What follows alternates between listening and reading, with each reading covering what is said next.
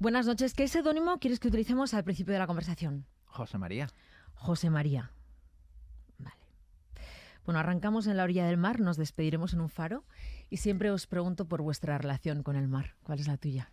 Pues poca. De pequeño veraneaba en Huelva, en el camping Catapunt, y esa es la relación más cercana que tengo con el mar, pero no mucho. Soy terreno, soy Pero de tierra. ¿cómo eran? ¿Cómo eran esos veranos en Huelva? ¿Salíais de Móstoles? ¿Ibais en el coche? ¿Cómo, Sí. cómo era el viaje ese hasta Huelva? Ostras, es un buen viaje. Pues salíamos de Móstoles.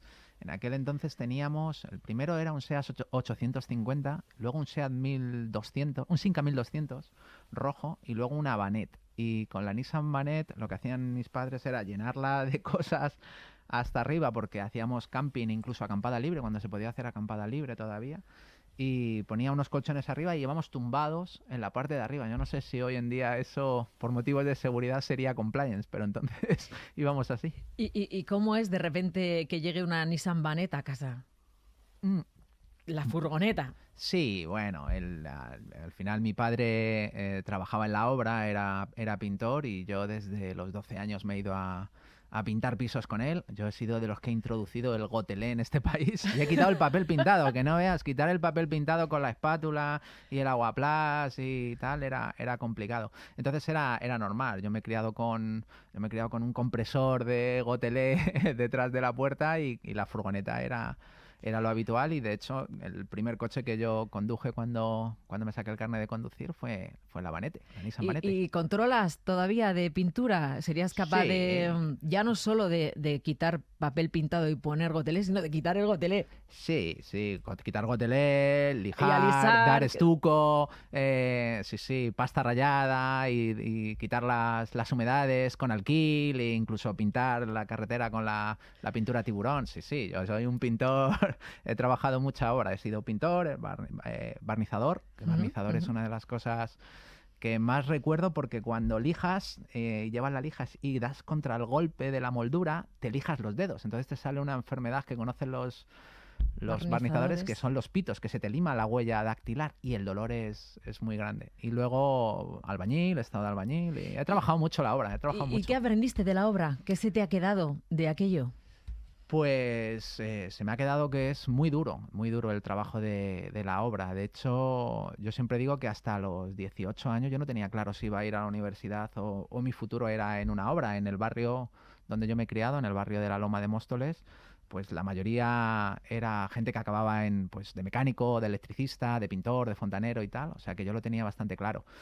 Pero recuerdo que un día yo, cuando estuve en la obra para entrar en la universidad, y es una historia que he contado muchas veces, pues bueno, yo me puse a trabajar de ayudante de albañil y estaba poniendo ladrillo tosco, que el tosco no es el bonito que se ve por fuera, sino viene como menos pulido y con mucha esquirla, etcétera. Entonces, de cogerlo y se metían las esquirlas, pues te sangraban los dedos, porque claro, yo el resto de lunes a viernes estaba estudiando y hasta ese verano no estaba trabajando de continuo en la obra. Y entonces recuerdo que un día, esto no se me va a olvidar, pues la novia que tenía en aquel entonces me vino a recoger y me vio con los dedos sangrando y se puso muy triste. Le dije, no te preocupes, que yo voy a estudiar como un hijo puta, pero estos dedos solo van a tocar un ratón de ordenador y un teclado. Y es verdad, eso hice. Así que aprendí que me merecía la pena estudiar. ¿Cómo era tu casa antes de Internet? Si cierras los ojos, lo que recuerdas es, por ejemplo, el timbrazo del teléfono fijo, el telefonillo. Recuerdo todo, claro. Pues una casa muy pequeñita, 50 metros cuadrados, 4 personas, 4 o 5 gatos, que además los recogía yo de la calle, un perrillo también que se llamaba Chiqui, que lo recogimos de la calle, y el teléfono fijo, la tele, que yo la recuerdo en blanco y negro con el UHF y el VHF en aquel entonces, y el timbre de los amigos de llamarte para bajar al parque, De ¿no? bájate, Sí, te sí, bajas, bajar. ¿no? Esa Sí, frase sí. del te bajas. Correcto, sí. Y recuerdo incluso el candado en el teléfono para no gastar. Esto te iba a que preguntar, costaba es que mucho. hablamos del fijo con mucha naturalidad, pero ese candado que ponían y luego Sí. la típica frase de padres, ¿por qué hablas todo el rato por teléfono con tus amigos si acabas de verlos? Yo no hablaba mucho por teléfono, no hablaba mucho. Empezaron a preocuparse cuando apareció Internet y entonces costaba cada llamada a Internet un montón de dinero hasta que nació Infobía, ¿no? Que por fin cuando nace Infobía y tenemos Internet en tarifa plana, pues es una maravilla, ¿no? A Julio Linares, que era el presidente en aquel entonces de Telefónica que lanzó Infobía, cuando le vi le di 2 besos. Le dije, me cambiaste la vida, ¿no? Me cambiaste la vida Sí, sí. completamente. ¿Quién tenía ordenador? ¿Quién fue el primero que tuvo ordenador en tu entorno? No sé si un vecino, no Bueno, sé lo si un tuvo primo. ¿Quién tuvo el un primer compañero, ordenador? que yo recuerde, un compañero de colegio, y se había apuntado a una academia de informática que habían puesto en el barrio, que se llamaba Centro de Estudios RUS, y yo me apunté con 12 años. Además, tenía un dibujo que ponía: la informática es el futuro, ¿no? Y yo me lo creí, ¿no? Y no iba desencaminado. Entré con 12 años a estudiar informática en aquella academia de barrio y fue un descubrimiento, ¿no? Y ahí empezó todo. ¿Momento en el que dices a tus padres quiero ser informático? ¿Reacción? Bien, mi madre siempre ha apostado por mí, y además yo he sido un niño bueno, he sacado siempre buenas notas, estudioso. A mí mi madre me decía: siéntate ahí, no te muevas, que está fregado, y yo me sentaba ahí, no me movía. Yo he sido un niño bueno siempre, y mi madre, lo que yo dijera que iba a hacer, como digo yo, si le digo que me voy a la luna, ella ya me está preparando el petate para llevar la comida a la luna. ¿Es verdad que tu madre os inculcó el amor por la lectura a tu hermano y a ti? Y que... A mi madre no leyó mucho, le gusta mucho la lectura, lee mucho, pero en mi caso la lectura entró casi de manera casual, primero porque compramos una enciclopedia que la necesitábamos, esas que se vendían por volúmenes Sí. para el colegio. Yo era buen estudiante, era un muy buen estudiante.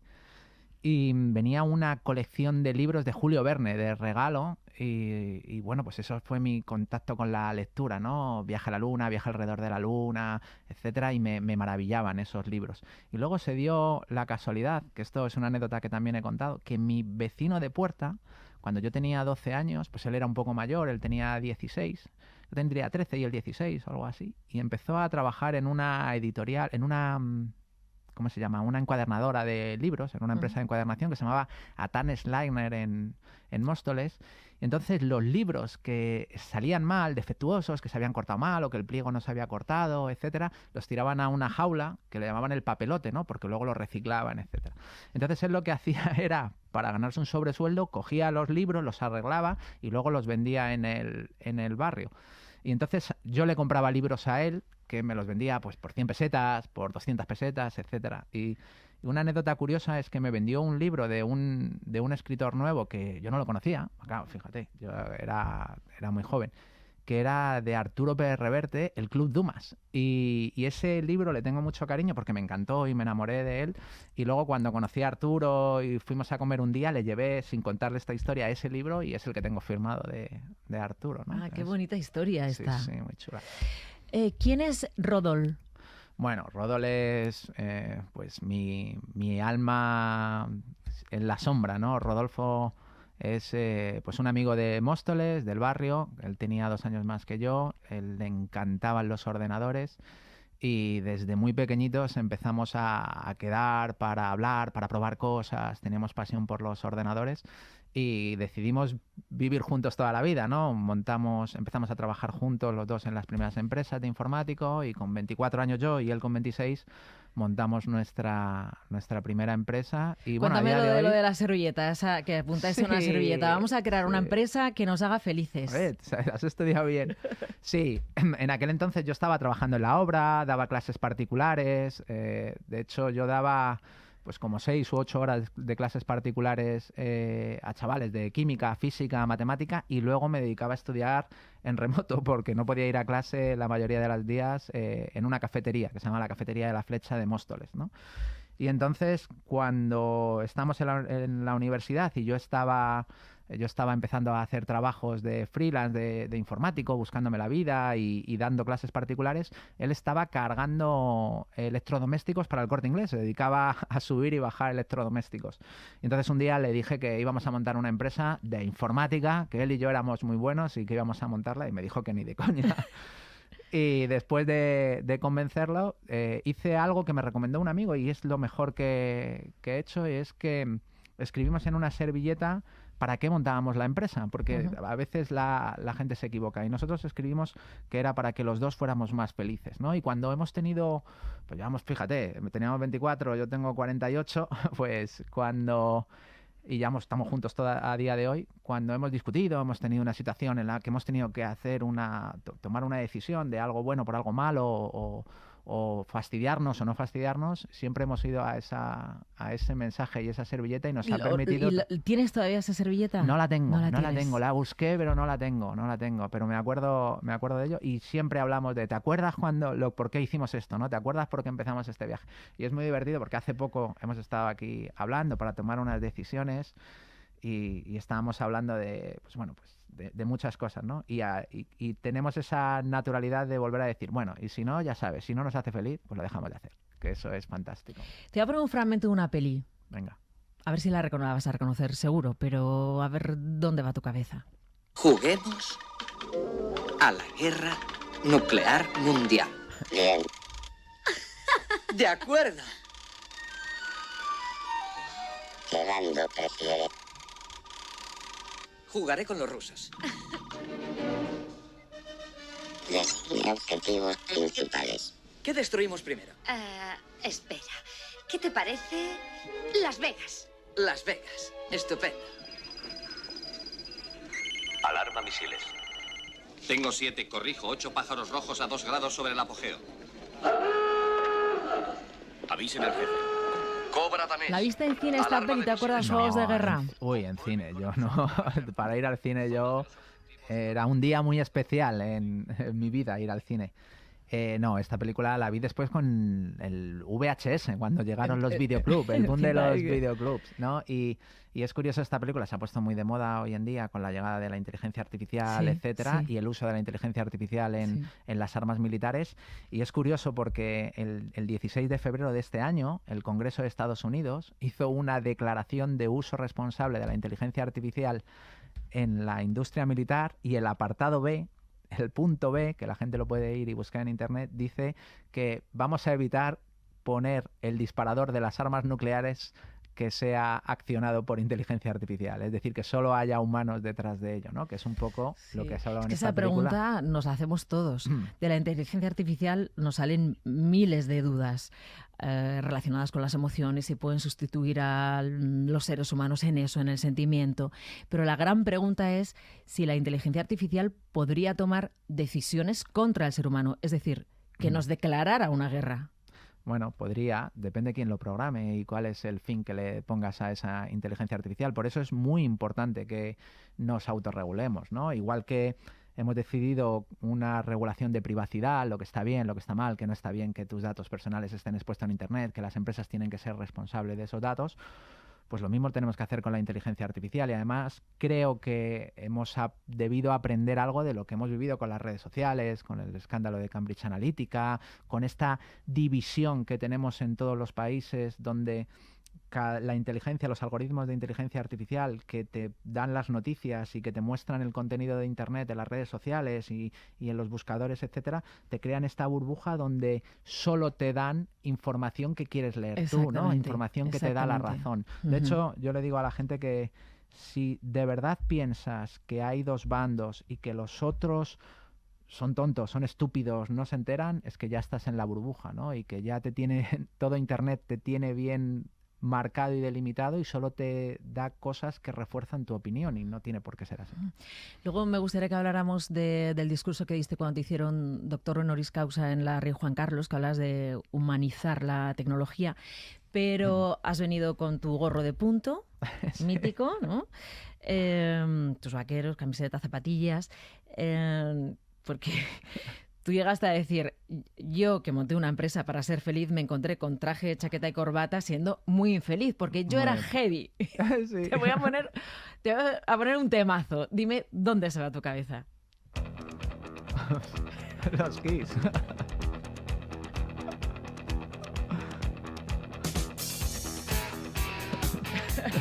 Bueno.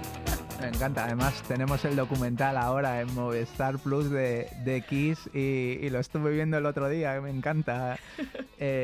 Nunca he ido a ver a los Kiss. Mira que he ido a ver conciertos, pero nunca he ido a ver a los Kiss. Además, yo aprendí inglés muy mayor. Yo aprendí inglés con 33 años. Empecé a aprender inglés. Entonces, toda la música heavy de los Iron Maiden, de Metallica, de Kiss, de Manowar, etcétera, pues eran what you want, what you want, what you want, exactamente. Y empezaste a entender las letras. Claro, de muy mayor, ya de muy mayor. Entonces yo me llegaban y me tocaban mucho más las canciones de Rosendo. Soy un fan acérrimo de Rosendo, y canciones como Pan de Higo o como, no sé, Este Madrid de Leño. ¿Has llegado a conocer a Rosendo? Bueno, pues no te lo vas a creer, pero intenté contratarlo para que viniera un día a nuestro equipo de trabajo y nos diera un concierto, y no quiso. Y lo estuve persiguiendo para, por favor, conocerlo, y al final me recibió en la última gira en Granada y me fui a verlo allí. Y estuvo muy gracioso porque me llega y me dice: hombre, Chema, qué ganas tenía de conocerte. Y digo: déjate de leche, dame un abrazo, que el que te quiere conocer soy yo a ti. Sí, sí. Oye, ¿te hizo alguna pregunta, Rosendo? No digo comprometida, alguna sobre a lo que te dedicas. No, hizo un comentario de que, pues bueno, pues que para él era un mundo desconocido, ¿no? Él es de otra generación y es un artista y tiene otro tipo de sensibilidad y bueno, para mí, Rosendo, vamos, le mando un besazo. De hecho, Rafa, que ha sido su bajista, que lo quiero con locura, sí que salgo mucho con él y quedo a cenar y lo adoro a Rafa, ¿no? Bueno, vamos a saber quién está detrás de este seudónimo. José María, que en realidad, bueno, es tu nombre... ¿De verdad? ¿De verdad? Sí. Pensé que te vas a poner el Maligno. Sí. Bueno. Que es un nombre que has utilizado durante mucho tiempo. Sí. Yo he utilizado siempre el humor. Creo que el humor es fundamental para la vida, ¿no? Y he utilizado mucho la ironía constantemente, ¿no? Y el tema del maligno, que la gente me dice: pero tú te pones el maligno porque eres malo. Digo: no, fue porque en una conferencia hace muchos años, pues yo trabajaba con Microsoft y hubo un momento en el que parecía que Microsoft era el demonio, ¿no? Y que todos los que trabajamos con Microsoft éramos malvados. Por eso mi blog se llama Un informático en el lado del mal, porque parecía que los que trabajamos con Microsoft éramos malvados. Y hubo pues un chico de un grupo en Navarra donde yo iba a dar una conferencia, que se suponía que íbamos a tener un debate, y él dijo en una frase: cuidado con Chema, que es el maligno disfrazado de John Lennon. Y me hizo mucha gracia. Me hizo mucha gracia y me quedé con el maligno. Bueno, a ver, podemos decir muchas cosas de ti para presentarte. Vamos a presentarte en un par de frases. Te presentaría en una. Eres el hacker más importante de este país, pero eres quien hizo que la RAE cambiara la definición de hacker, que era pirata informático, por un experto en sistemas de computación y en el manejo de la informática. Si tienes que explicar a un niño a qué te dedicas, Chema Alonso, bueno, ¿qué le dices? Yo le digo, lo digo normalmente, yo me dedico a crear tecnología con el espíritu de empujar los límites de la tecnología más allá de los que inicialmente tenía cuando se creó. ¿Qué es lo que busca un hacker, ¿no? Un hacker busca cómo crear algo nuevo con la tecnología que existe hoy en día. Y es verdad que cuando te dedicas a la parte del hacking, de buscar fallos, pues parece como muy tenebroso, pero nosotros estamos muy interesados, principalmente interesados en la tecnología. De hecho, si lo que tú estás presentando en una conferencia o lo que estás escribiendo en un paper no es nuevo, no es tan valioso para nosotros, ¿no? Y no tiene nada que ver con los cibercriminales, que generalmente lo que hacen es utilizar trucos o técnicas que ha descubierto otro hace mucho tiempo. Para boicotear, para que la gente entienda nada, para boicotear un sistema de un ayuntamiento o de una web o de una multinacional. O para lucrarse, que es lo que normalmente intentan hacer. Entonces, para nosotros el hacker, el cibercriminal o el activista que utiliza, el hacktivista, que es como le llamamos a los hackers por motivos ideológicos, que utilizan las técnicas de hacking para cometer delitos, igual que lo hace Greenpeace cuando comete un delito, cuando hace una reivindicación, pero lo hace por sus ideales, pues no tiene nada que ver con el hacker. Entonces yo me dedico a crear tecnología con mi equipo, con un espíritu siempre de buscar llevar los límites más allá, y si le puedo encontrar un fallo de seguridad no sé, al iPhone o al WhatsApp o al Windows, pues encantado, que para nosotros es algo maravilloso, ¿no? Tú ahora en pleno siglo XXI, habiendo nacido en la era pre-internet, ¿no? Somos un poco la generación bisagra, probablemente la única en mucho tiempo que hemos vivido antes de una revolución y después. Podemos comparar a quien vio el nacimiento de la imprenta, del motor, o sea, es una bestialidad lo que estamos viviendo. Sí. ¿Tú ahora cuáles dirías, Chema Alonso, que son los problemas más graves a los que nos enfrentamos en el siglo XXI relacionados con la tecnología? Porque antes decías algo muy interesante, lo de si estamos informándonos solo con lo que nosotros queremos, con el discurso que estamos buscando, porque el algoritmo hace que solo nos llegue información deseada, nuestra visión crítica está muy limitada, somos muy manipulables también, pero igual hay otras cosas que nos hacen ser más vulnerables. Tenemos muchos retos por delante, muchos retos.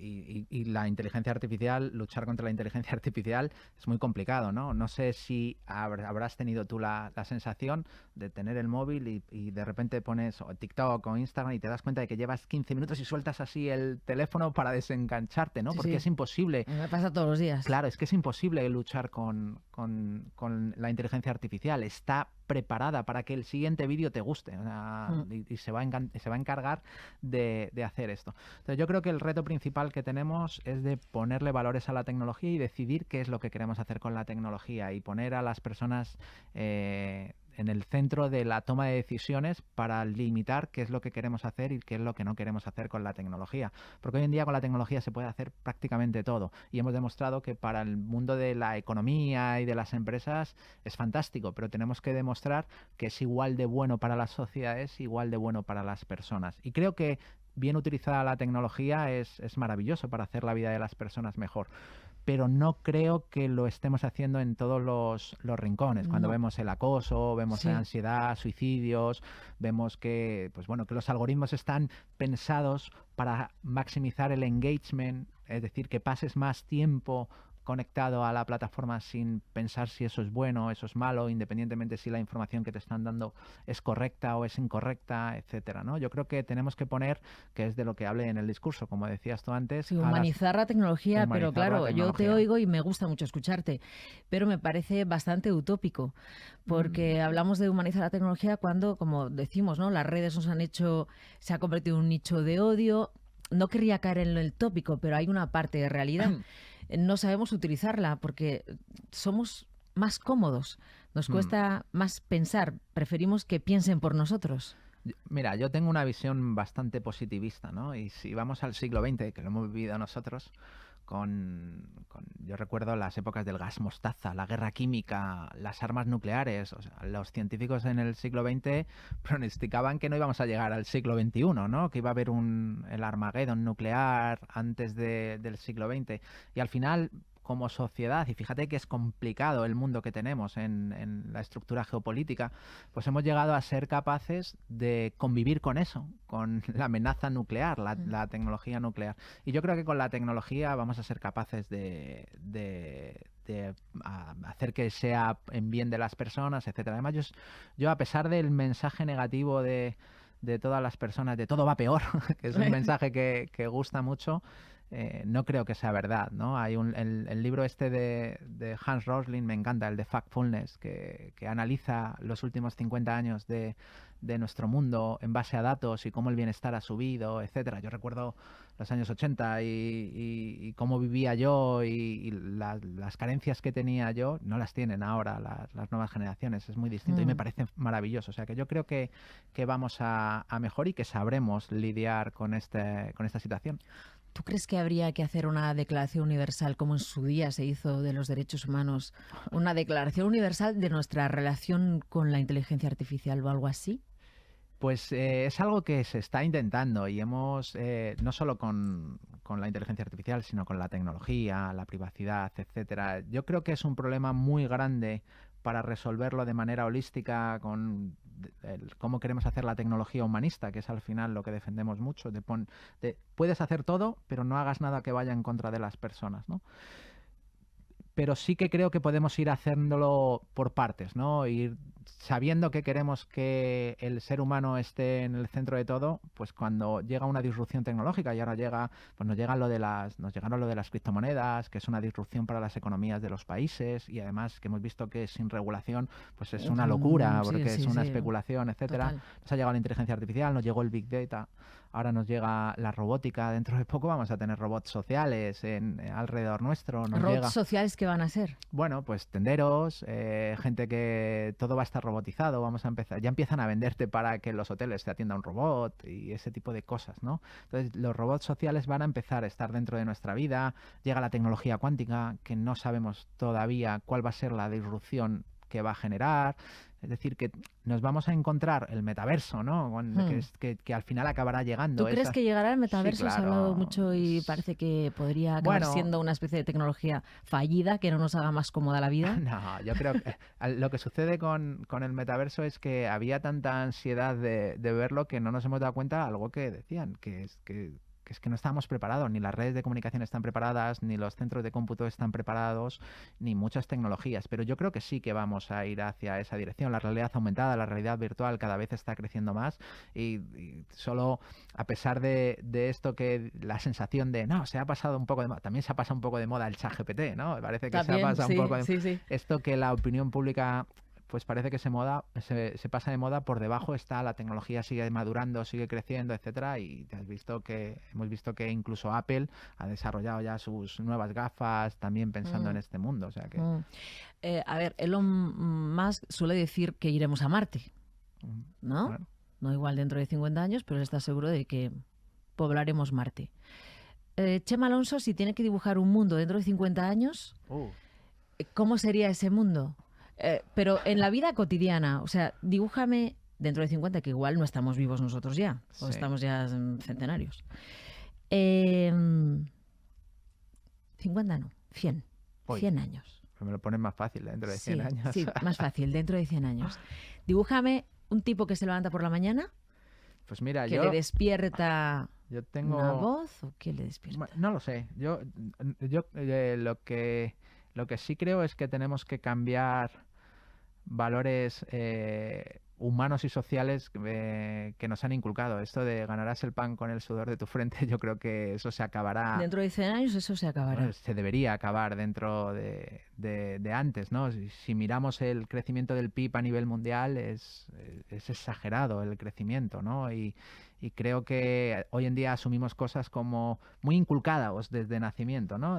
Ganarás el pan con el sudor de tu frente, debes ser productivo, debes tener propósito, etcétera, ¿no? Y a mí me gusta mucho. O sea, eso cambiará, eso tendríamos que cambiar. Yo creo que es una reflexión que en algún momento tendremos que hacernos. ¿Por qué? ¿Por qué nacer te implica ese número de responsabilidades que te cargan, ¿no? Yo creo que y hay mucha gente que está ya que está apuntando a que el objetivo fundamental del ser humano en 50 años y en 100, por supuesto, es la felicidad, no la productividad, ni el consumismo, ni venir aquí para tener un propósito, ni el venir a sufrir, no sé, yo creo que... Te voy a dar una servilleta para que lo apuntes. Sí.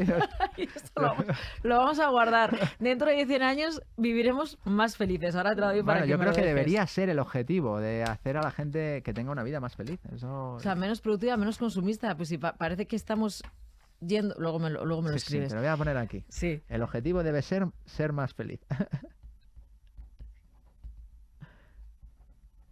Yo creo que... Ser más feliz. Sí, yo creo que debemos inculcar... Con menos dinero, entiendo. Que el dinero no sea el motor de la felicidad, como lo es ahora para prácticamente todo el mundo. Ganar, ser productivo...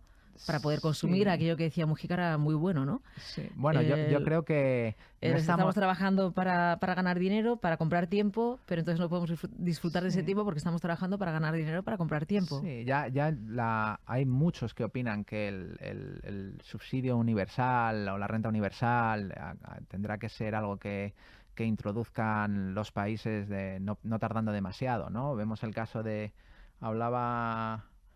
hablaban en Estados Unidos que el 20 o el 30% de los puestos de trabajo, no sé, o incluso más, eran conductores. Y cuando conduzca la inteligencia artificial, pues ¿qué haces con todas esas personas, ¿no? Es verdad que va a haber una transformación de puesto de trabajo, un reciclado, que siempre ha sucedido, ¿no?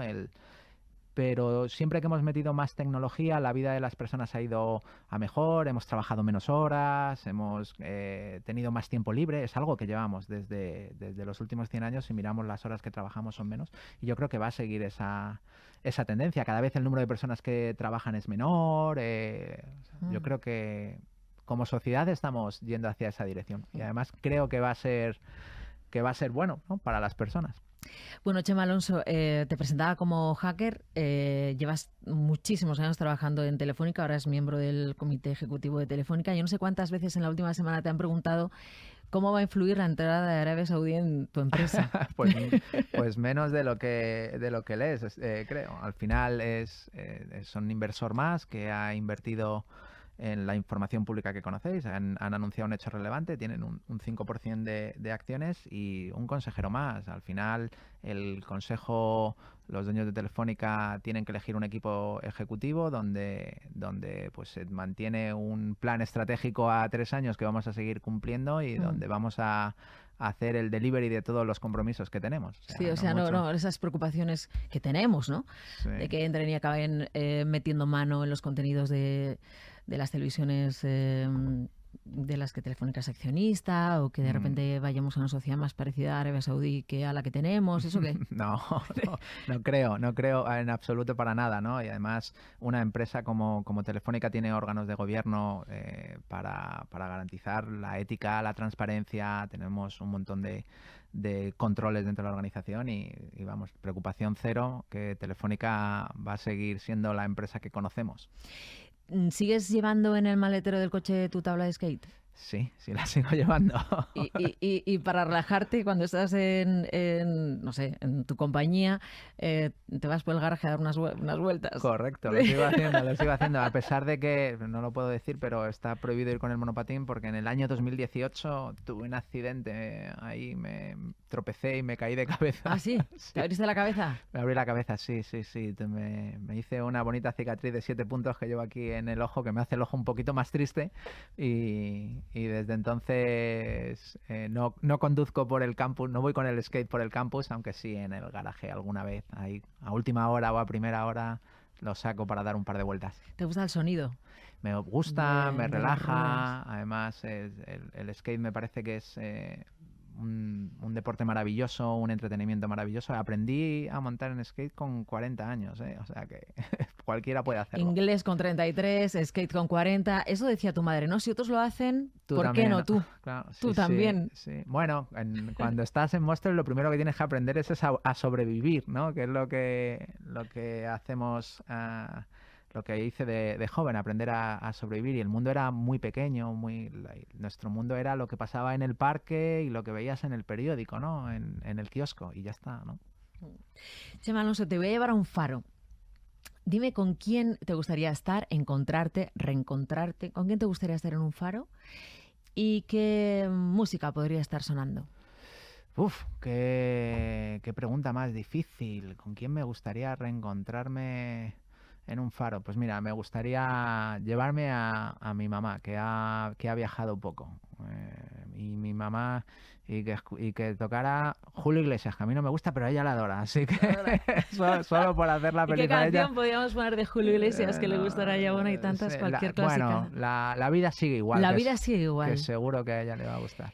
Es curioso porque toda la conversación ha girado en torno a este tránsito entre una sociedad que conocíamos y una que desconocíamos, y al final la vida sigue igual.